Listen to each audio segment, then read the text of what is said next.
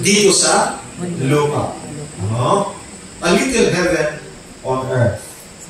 Now, in Christian Education 174, paragraph 2,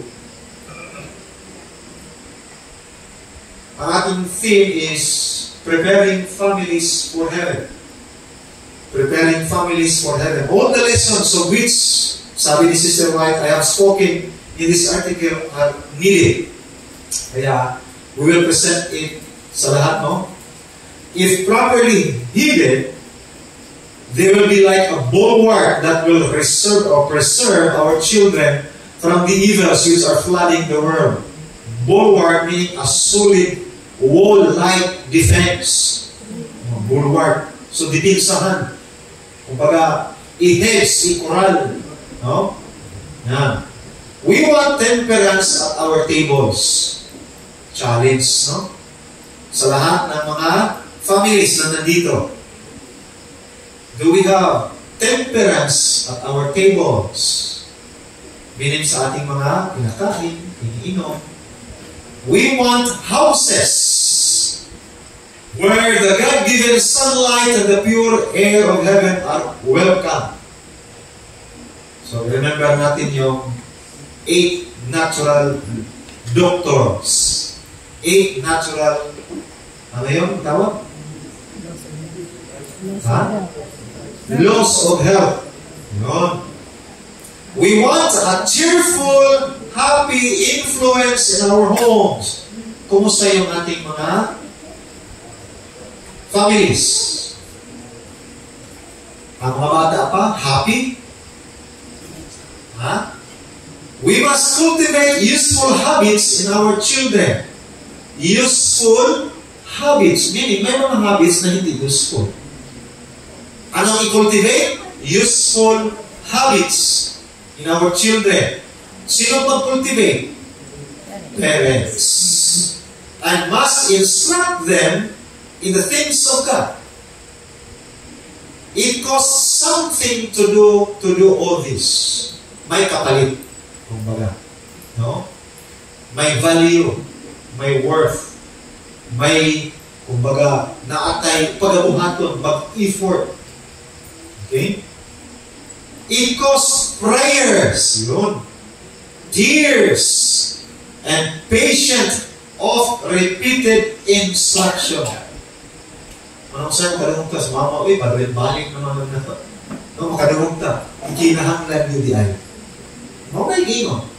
Of repeated instruction. Balik-balikon para matanong sa huna-huna o sa isipan ng mga bata. We are sometimes put to our wits' end to know what to do. But we can take the children to God in our prayers. So, iyan po nato sila. Pleading that they may be kept from evil. Praying. Sa ito niyan po, now, Lord, do thy work. Soften and subdue the hearts of our children. And God will hear our prayers. No? He hearkens to the prayers of the weeping, careworn mothers. Kasi muangal ng mga mothers, asang fathers niya? No? Kaya usually sa balay, ang mothers yun, no? Maog yun, habitual or continual na naga-pray sa atong mga kabataan. When Christ was on earth, the burdened mothers brought their children to Him. Okay? They thought that if He would lay His hands upon them, they would have better courage to bring them up as they ought to go. So, itong mga panguna-una sa mga ginikanan. Mga sarihan, ilang mga kabataan, gipugnan ta na ito sa mga disipulo, no? No. Pero sa malingon sa Jesus Christ. To the Savior knew why these mothers came to Him with their little ones. Kaya gusto nga, ididikar, panananginan, magtubo ng mga matarong. And He rebuked the disciples. Jesus rebuked His disciples who would have kept them away. Kaya babagan ng tanan niya, ayaw sa bukluon. Okay, muminsahin pa ang atong Ginoo. So, di break, no? Di-break sila sa Ginoo, gisabla sila. Kumbaga, suffer the little children. No? Mark 10:14, naka-record na. Jesus loves the little children. And He's watching to see how parents are doing their work. Hoy, mga parents. Nagatanaw ang Ginoo kung yun sa nato pagmatuto, pag-care ang mga kabataan. The perfection of God's Word is as clearly seen in the tiniest insect as in the king of birds. Kana sila gipang tanaw sa Ginoo, gi-care sa Ginoo. How much more kita? No? The soul of the little child that believes in Christ is as precious in His sight as are the angels about His throne. So, grabe ang kugma sa Ginoo, no? Nag-concern siya sa matag usa. Diya sa Matthew 5:48, be ye therefore perfect, even as your Father which is in heaven is perfect. So, kita mga gilikanan, apil na sa ato ang pagtawag sa ato ang mga perfect kung atong gimatuto ang atong mga kabataan. As God is perfect in His sphere, so man may be perfect in his sphere. Apil na ang pagmatuto sa mga kabataan.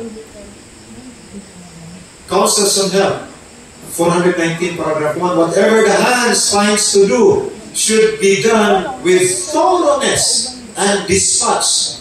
Thorough, ganid. No?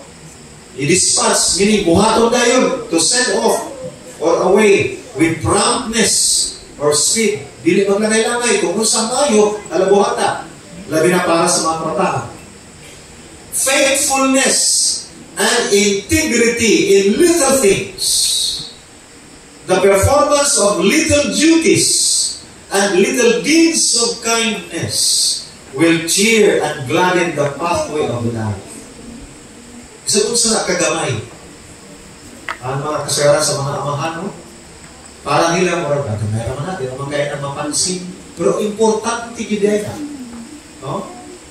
And when our work on earth is ended, every one of the little duties performed with fidelity, with faithfulness, will be treasured as a precious gem. Precious gem before God. Counted na alang sa Ginoo sa na kagamay. No? Gamay niya mo sa mga anak, tinahanglan atong tagaan o panahon. No? Hindi kayo, ihatalan na dito. Ang yaya mo dito ka. No? So, kinahanglan, bahagi ka na. No? Concern. Tagang panahon, ang mga kabataan, kung sa ilahang mga gusto ipaabot ganhi sa mga ginikanan. Now, a pleasant and cheerful home can be heaven on earth. Unsa ning pleasant? Having qualities that tend to give pleasure or agreeable. Kana mauyunan. No? A pleasant. Cheerful, malipayon. Kapanimalan. Meaning, doon ay harmonia. Kaya doon may pleasantness. No?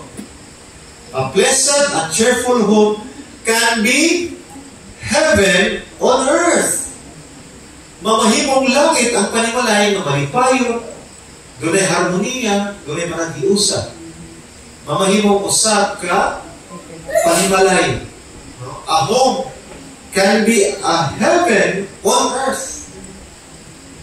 So, may nung naka-try na mo o puyo o langit, yes. Pasama. Sa among panimalay. Okay? In the book Heaven, 168, paragraph 4, parents, sa mga parents, make your home a little heaven on earth. Paano? You can do this if you so choose. So, puntato ang mga parents, okay, we will make our home a little heaven on earth. Kung sino pagabahan doon, you can make home so pleasant and cheerful that it will be the most attractive attractive place on earth to your children. Kung siya makapa-attract sa inyong children. Butang o relasyon. Sa atong natural inclination, ma-attract ka o butang. Uy, nindot ang manimalay, dagan kayo mga gamit. No? Komplito. Pero, kung ang inyong relasyon dili close, sayang ang mga gamit. Panahon sa tingkaon, kanya-kanyang cellphone. Way istoryahanay. Nakita mi, nanaon mi, asa ito nga, kananan ko nanaon mi, uy na ako'y kupon, nanaon, nag-order sila. Kung nag-order, nasulat na, paabot mga 15 minutes, 20 minutes. Uy! Naon sa mga dinukuha man sila duha at bangay, wagi tingugay. Yabot na 20 minutes, gideliver na pagkawan, wagi tingugay. Nas, duko. Sige pa natawa. Kami halos mahurog na akong kinaon. Na akong ikuit, wagi tingugay. Sayang ang ila, sa tawag na ito, anak. Pag-date, ang sarap. No? Wagi tingugay. Taon-taon, di ba ba ang cellphone babae? Ikaw sa diyan ha. Ang lalaki, sige na yung cellphone. Ginabuhat na ninyo. Dito sa inyong labisan na ang mga anak, white tingugal, kaunang si Mr. Pinsto, si Mrs., si ginangkot si Mama, si cellphone. Ang mga anak, sige ka na, ano sa kanino mo? No? Relasyon. No? Dapat dunay banding. No? Nindot kayo na magsabay kaon, mag-pray, then sige kaon. Ibutang sa cellphone, ipakilid. No? Oh, dili lang sa choir, ipakilid ang cellphone. Dili lang sa klase, ibutang ang cellphone na ino. Sa balay. Mga on. No? Na, mag-istoryahan ay, panahon sa cellphone, na cellphone ta. No? Na human na lang sila kinaon, o mga hulog, sila kong cellphone. Itawag lang sa lalaki. Sinas na lang siya. Nanindog. Wagi. Klaro ang kinaon. So sa panimalay, hindi kahanglan, close ang relasyon. Okay? Let them receive all the blessings of the household. You can so relate yourselves to God that His Spirit will abide in your home. Father, mother, and children, son and daughter, my children, my home. Come close to the bleeding side of the man of Calvary, meaning, doon ka kang Kristo. Kung maduol si Mama kang Kristo, maduol si Papa kang Kristo, ang mga children maduol kang Kristo, close ba sila? Dili.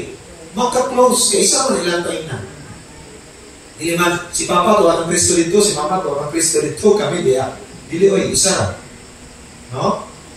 Those who are partakers with Him in His sufferings will at last be partakers with Him in His glory. May pagkanito. No? So kung mga lagad ka sa itong buhit na Diyos, mahiusa ka. Dili ka magka bungkag-bungkag na pamilya. Okay? This is Maranatha 245, paragraph 3. I saw that we sense and realize but little of the importance sa Sabbath. Akong giadala po ni, kasi na-notice ko ninyo. No? I don't know kung practice ba sa karaan, sa ato ang karang dili na, kada itong maglingkod tapad ang the whole family. Practice na niyo sa una? How about karon? Lain ang mga bata ng karong pastor, kaya gusto nila magkapantapad sa nila. Sige, dito sila. Okay. Pero nilutan na kung matag best, family, kaduhang family, katulog. Family. Nindot sa tanaw. Sa secret service, hindi naman ino na may batan o may pwede man maglingkod ang mga by family. Sa atong Sabbath school lang, okay, lahat pa naman na youth, dahil po ang mga children, dahil po ang adult. Pero sa divine service o second service, pwede po magtapad ang pamilya. No? Dito tanaw. No? Pero rin po sa buwan nga, kung magulang-gulang, lain na o sa balik, away-away, sa pagwata ka ba no? So, isa po na. No? especially atong mag-care ang Sabbath na mag-aalaga ta sa Ginoo sa husto. No? Nga di mabubuan ta, huwag lattering. But when the refreshing and lattering shall come from the presence of the Lord and the glory of His power, we shall know what it is to be fed with the heritage of Jacob and ride upon the high places of the earth. Grabe panalangin. No? Ang atong madawat. Kung doon ay panaghiusa sa pamilya. Then, kita man nagsimba during Sabbath, doon sa kamalipayan na to. Di ba? Ang mga bisita makanotice, hindi. Magbalik-balik sila. No? Pero kung nakatapan ka sa pamilya na kinusi, ay, paghilom niya, pagbihig niya, ano? Di pang kusi. Yan, ihilap na mata, dahil sakit kayo pagkakusi. No? Ang mga bisita, namasabak na. No? May mga ingana. No? So careful ta. But we shall not see it in all its glory and importance until the covenant of peace is made with us at the voice of God. And the pearly gates of the New Jerusalem are thrown open and swing back on their glittering hinges, and the glad and joyful voice of the lovely Jesus is heard, richer than any music that ever fell on mortal ear, bidding us enter. Uy, pagkanikot, no? Oh. Masudlong ta. Pagkanikot po, no? Kung dito pa lang sa gawas, nanay mo sugat na to, diha? Di si Jesus. Ato makita na nato mga ushers and usherites. No. Welcome. No? Happy Sabbath. Pasulog ka. Yagiyahan ka. Kaya natuwa, kanya-kanya man ta pwesto, mga sa tagusto. Bago dito magiyahan. No? Manglingkod at tumoy. Mahilig ka ito at tumoy. Habi na kung Pilipino na. Pagkato na mo o camp meeting sa USA, sa Georgia, uy! Kami pinakauna. Tuwagin Miss Tumoy. Dito Miss Tumoy. Uy, na yung nangabot. Oh, mga kasalanan ito, mga ituman. Yung mga Spanish. Gabay lang puti. Abi na mo Pinoy na yung lingkod sa Tumoy. Hasta ko rin sila. Una na po lang ang Tumoy. Ang lubot. Dito sa naglingkod. Parehas lagi niya. No? Ang mga pastors, ano ba? Dito. Sa front. Mga magtinanaway ko sa uban. Mayroon ka, iwan na kailagay sa kuha rin. Okay na, Miss Tumoy. Na itong iglesia na i-guide sa ushers, oops, di pwede sa likod. Ang first come, very good sa front. Oh. Muna ko pa naman palit. Mana, pwede magsugod. Mana, gamay lang kayo. No? Na yung mga ingana. I saw that we had a perfect right in the city, for we had kept the commandments of God. And heaven, sweet heaven, is our home. So even Sabbath, na atong bation, nga naata, nga uban sa atong buhay ni Diyos, nisimpa ta sa iyang simbahan. No? Gusto ka na doon kay Jesus? Likod mo sa front. No? Moreso na ako siguro man. Parehasa na pastor. Dito sa front o sa likod. No? Na magdasok na sa atras. Dasigo na ito nga, makalikod ka plastado. Kauban na ito ang panimalay. No? Na kung mahimaw mo lahi, dito sa likod. Para dili sila mo cross sa ato ang front. Di ba? Eh kasagaran mo cross mo sa front. Mag-excuse. Mas nga na ata. Wa man na ilakrahan o markahan atong mga bangko na kini family A, family B, C, wala man. No? Kalipay na ito na. Now, the Lord will be with you, mothers. Kailangan, as you try to form right habits in your children. Kanunay dimension ang mothers. Ngamuoy mo, matuto sa majority sa askitos kinabuhi sa mga kabataan. Ang Ginoo magauban. But you must begin the training process kano saan? Early. Meaning sa bata pa. Or your future work will be very difficult. Train up a child the way he should go. Sa child pa. And when he is old, he will not depart from him. So, samtang bata pa, training mo, matutuon, disiplina mo. Kay maligpo na tindog, straight na siya pagdako. Maalag mo hilak sa gamay pa, pagkadako, magpasalamat na. Thank you, ma'am. Sa imong pagdisiplina na ako, kung bata pa ko. Kaya kung wala pa kami magdisiplina, sigilan ko nimo lahat-lahat, nabuluyagon siguro ko pagdako. No? So, disiplina mo. Teach them line upon line, precept upon precept, here a little, and there a little. Pasabton sila. Nganong ing-anak ta magpakita sa panggugma nila. Kay concern ta nila sa ilang future. Muna makaingon sila na medyo stricto. No? Pero para sa kaayuhan. Bear in mind that your children belong to God and are to become His sons and daughters. Steward lang ang parents. Gisaligan na. Huh? God decides that the families on earth shall be samples of the family in heaven. Oh? Malipayon ang pamilya sa langit. Ano ipag-describe sa mga kulong sa Ginoo? So dapat malipayon. Doon ay panag-iusa, harmonia, doon na. So dapat dinipon, doon ay harmonia, doon ay panag-iusa. Doon ay sinagtanay dito na, so dapat may pagsinagtanay ito din. Ingana, ang pamilya, ang ikinahanglan sa Ginoo. Kapagdadpon sa langit. Adventist Home, 100, paragraph 2, the grace of Christ and this alone can make this institution, kung saan institution ni? Family. What God designed it should be.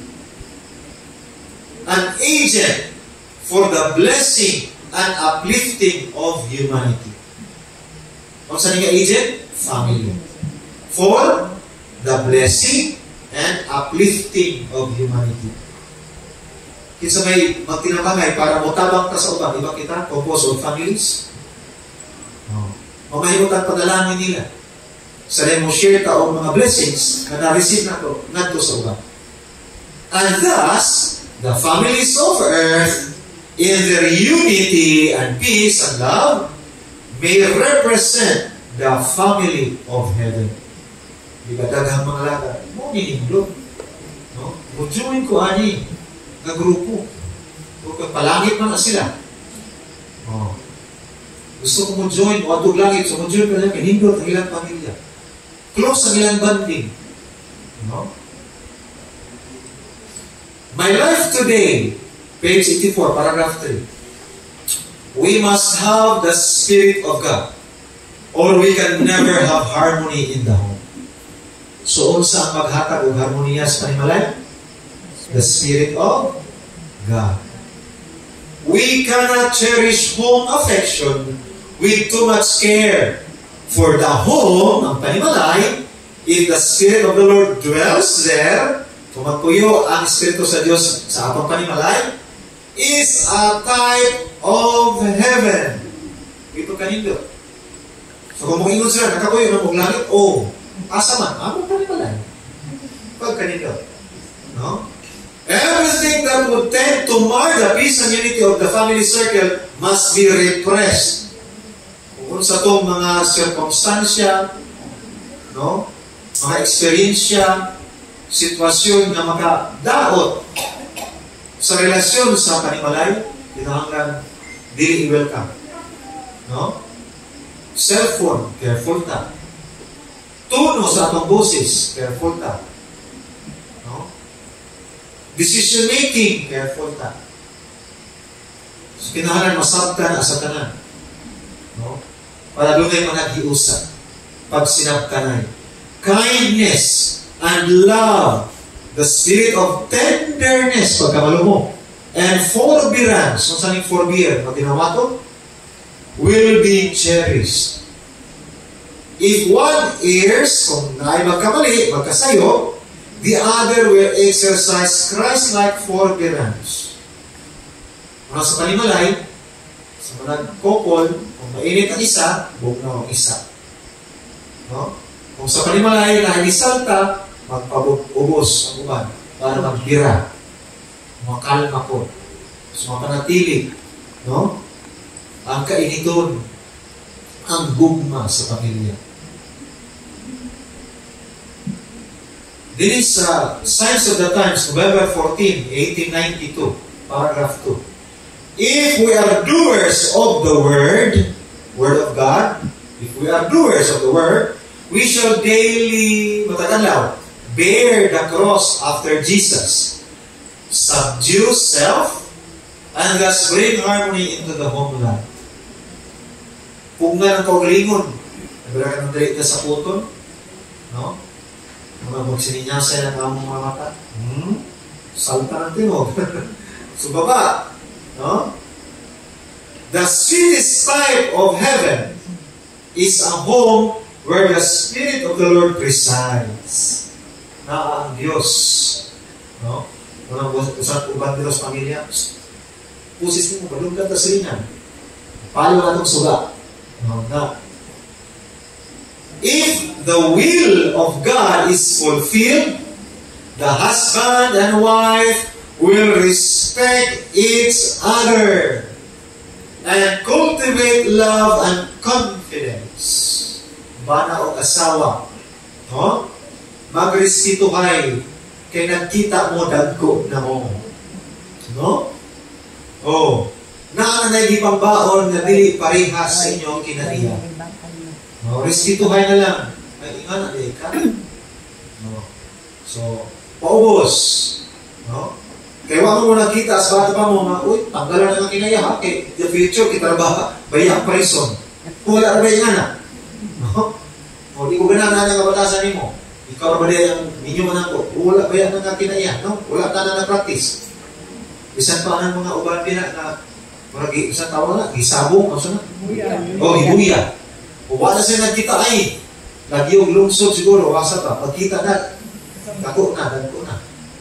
Oh, dagko pag-gap, kita. Mga lalaki, 30, babae, 18 pa, o sa ba?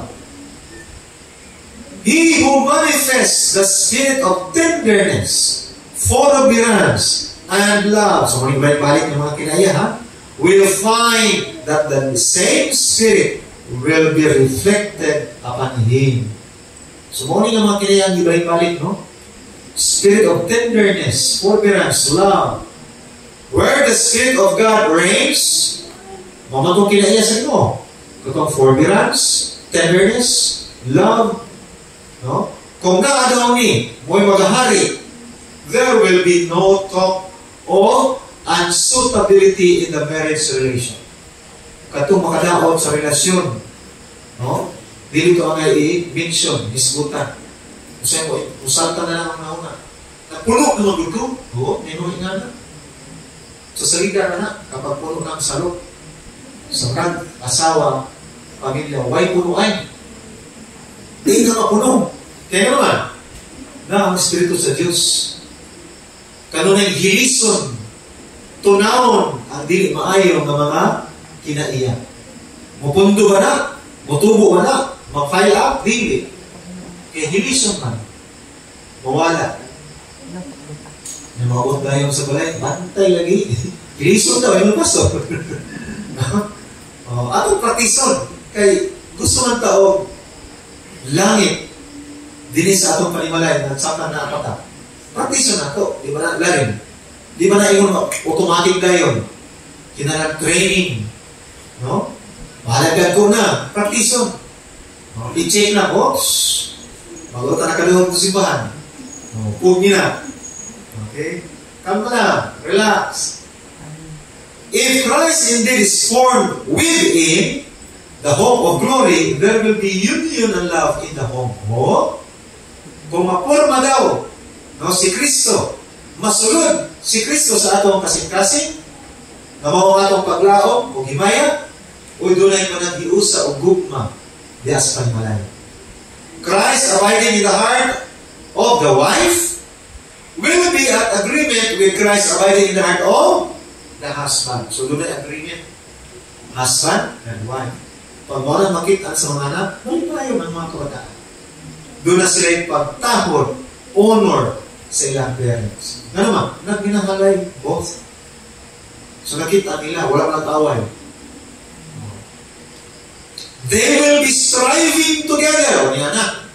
Striving together, both the husband and the wife, for the mansions Christ has gone to prepare for those who love Him. Both husband and wife, bit ang mga kabataan. Palangit ta. So, binhi pa lang sa iyo ta, himo na itong a little heaven atong kanimalay. Batasan ni Kristo, huwag atong ipapiliwala. Huwag atong i-manifest. This is a Signs of the Times, October 28, 1903, paragraph 7. In their ministry, the angels are not as servants, but as sons. Sa ato ang morning devotional, nagisulog angels, no? Namutabang nato, mga spirits, no? There is perfect unity between them and their Creator. And obedience is to them no drudgery. Meaning, dili dull, dili ingon na irksome, or makapatig na mga buluhaton, mga drudgery. Dili ingon na walay, dili ma-inspire. Kung dili maka-inspire, no? So, kining pag-obey.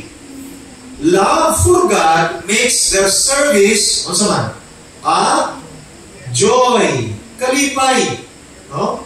Ang pagigugma nga to sa Diyos o ang pagsunod diya kaniya. Kalipay ang bation sa pamilya na nangandoy o kilabatay nga langit. So, in every soul wherein Christ, the hope of glory, dwells, re-echo the words. So my words re-echo Psalms 40 verse 8. I delight to do thy will, O my God. Thy law is within my heart. So kung naa ang balaod ang pulong sa Ginoo sa atong kasing-kasing, meaning naa ang Ginoo mismo sa atong kasing-kasing, malipayon ka mag-aalagad sa atong buhay na Diyos. The homes of God, the homes of God's people on this earth should be a symbol, so far as possible, of the heavenly home where God has His throne. Pulong ni sa Ginoo, no? So, ang atong panimalay, iyang mga katawhan, kita na, nanaan ng kalibutan, mamahinong simbolo. No? Simbolo sa panimalay dito niya sa langit. Kung asa siya, ang iyang trono. So, ang langit dito, composed of families, father, mother, and children. Na magpapataliwala ang kalipay, gugma, pagkidait, pagsinabtanay, pagkanindot. We are His subjects, His little children, whom He wishes to make happy. Dili lang sa langit may mong happy, dili pa lang sa yuta. The members of every family circle should seek to carry out the methods of God as revealed in His Word. So, panikamutan, na itong kinabuhian, kung sa dato, na ay gugma, na si Kristo, na ipagsinagtanay, pagpailo, pagpaubos, pagkamalumo, na asa pamilya, para doon ay panaghiusa. Those who bring their lives into harmony with the prayer that Christ has given, kung sa prayer ka sa Ginoo sa mga katawhan, na doon ay panaghiusa. Okay? Those who bring their lives into harmony with the prayer that Christ has given will be sanctified through the truth. So, mabalaan ta, inaagis sa matuurang sa iyang mapulong na ato ang kinabuhian, na atong itanong sa atong mahuna o kasing-kasing, na malipayon ta na magkinabuhi hindi ng mga pulungan. Katapusan duha ka mga slides ison. My life today, page 29, paragraph 6. In the hope, it is possible to have little church which will honor and glorify the Redeemer. Diha daw sa panimalay, posible. Makabaton or makahimo tao gamay nga iglesia nga makahatag og pagday paghimaya sa ato ang manunubos. Unsa ni nga little church? Kita. Panimalay, si mama, si papa, o ang mga kabataan. A little church. Unsa gitawag nato nga home church. Pag-compose of 2 or 3 families, home division. No? In the home, it is possible to have a little church which will honor and glorify the Redeemer. How much more kung kita karoon din ako natapos sa iglesia. No? Posible. Na makahatag himaya, dumog sa atong buhay na Diyos. My Life Today, page 29, paragraph 7. And when we have good home religion, we will have excellent meeting religion. Ang sagot pasabot na iso. Kung kita daw adunay maayo na relihiyon o ang atong panimalay, maayo ang pagka-mugna, maayo ang pagka-matuto. Makitaan ang relihiyon sa atong panimalay. Sa lihang kini ang mga panimalay, magkita ay dinhi sa iglesia, pagkanindot sa panagtagbo unya. Mamahimong excellent meeting religion. Malipayon ang tanan. Ang tanan mga bisita mo apro nindot ni na iglesia. Compose sa mga maayong na mga panimalay. Pagkanindot, palinaw. Nang ato ang panimalay, ang atong iglesia na compose matag pamilya, nahimong usaka gamay nga langit. Na din i-consider sa Ginoo niya na iyang pag-angkon, pag-ailhon, na iyang mga katawhan, na iyang dadon dito sa langit, o i-appeal niya, pagtawag niya ng panagtagpo niya dito, na usa niya kapanimalay. Dako na kapanimalay dito sa langit. Unang hari, 3:7. Unang hari, 3:7. And the king said unto the man of God, Come home with me, and refresh thyself, and I will give thee a reward. O ang hari ningon sa tao sa Diyos, umuban ka kanako sa balay o kumaon, umuhatag ako kanimo sa usa ka ganito. Kinsay nagtawag? Kinsa man king? Si Jesus. Okay? Gitawag ta niya. Kita iyan mga katawhan. Makonsider ta as man of God or men of God. Sons and daughters of God. Gitawag ta sa hari sa atong Ginoong Hesus. Come home. Dili sa atong kalibutan ng panimalay. Dili ng langit nung na panimalay. Come home with me. O mamahimong ma-refresh ta sa atong kaugalingon. No? Magamay-payon ta. And I will give thee a reward, taga-tagag ganti. O sa mga ganti na yan, ihatag sa ito, kinabuhin tayo, na makauban siya hangtod sa kantura. Pagkanindot igsoon, na reward ang ihatag sa Ginoo, kung kita lamang sa tangi-aban ng kalibutan, nagahimo sa ato ang pamilya na masanulundon sa atong buhay na Diyos. Nagakinabuhi, sumala sa iyahang ipakinabuhi ng hika na ito. Ang punot na niya na iyang mga katawhan, iyang pamilya, na iyang i-appeal niya sa iyahang dako nga pamilya dito sa langit.